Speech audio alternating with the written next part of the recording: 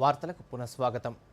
మధ్యాహ్న భోజన పథకం అమలులో రాష్ట్రంలోనే యాదాద్రి భువనగిరి జిల్లా మొదటి స్థానంలో నిలిచింది.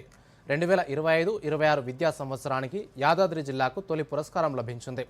పాఠశాల విద్యా డైరెక్టర్ కార్యాలయంలో డైరెక్టర్ డాక్టర్ నవీన్ నికోలస్ చేతుల మీదుగా ఈ పురస్కారాన్ని జిల్లా విద్యాశాఖ అధికారి సత్యనారాయణ అందుకున్నారు. ఈ సందర్భంగా జిల్లా విద్యాశాఖ అధికారి మాట్లాడుతూ మధ్యాహ్న భోజనంలో విద్యార్థులకు నాణ్యమైన ఆహారం అందిస్తున్నామని అన్నారు.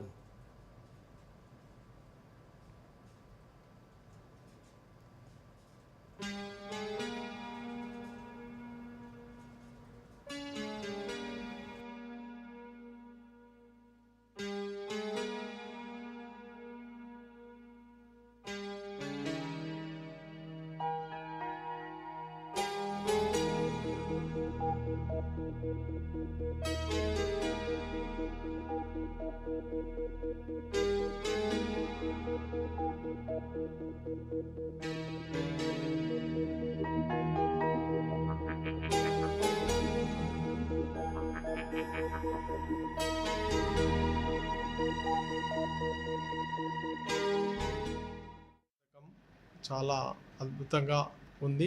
ఆ ఇంటర్వెన్షన్స్లో కూడా అన్నిట్లో కూడా కొద్దిగా మిగతా జిల్లాలతో పోలిస్తే ముందున్నామని చెప్పేసి యాదాద్రి భువనగిరి జిల్లాకి అవార్డు ఇవ్వడం జరిగింది.